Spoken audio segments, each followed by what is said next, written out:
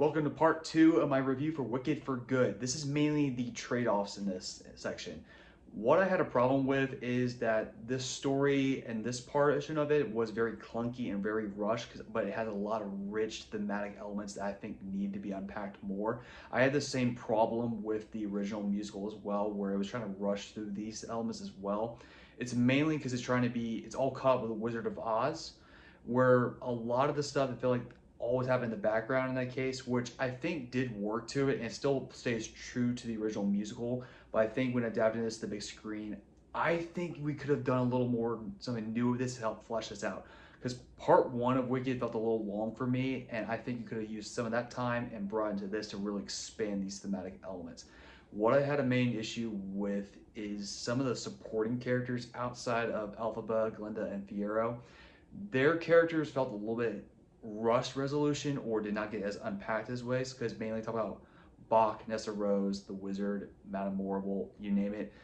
Those characters I think had a lot more representative story elements that we should have explored more, mainly with the illusion of leadership with the Wizard and Madame Morrible. And then the characters of Bach felt he was filled so of rage being the horrible fate that happens to him that was very off-putting to see when they're going into the hunt for the Wicked Witch, that I think needed a little more expansion or explanation to sit with that, because it actually got very dark. What I forgot how this portion was. In addition to that, I think the element I think would have been a cool new take on it was showing Dorothy in this case and the Wizard of Oz elements in up front. Not little payoff in the background. I think it should have been incorporated into the story as well, because I would have loved to see how Dorothy's perspective would have played into this version of events, because it felt very trying to keep the innocence of Wizard of Oz, but I know that's not part of it, but I'm making the argument that it should be incorporated into this.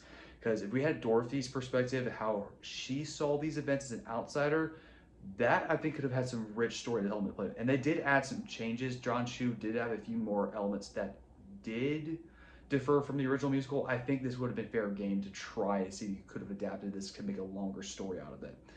But outside that, and also the new songs didn't really do much for me and really land in this case.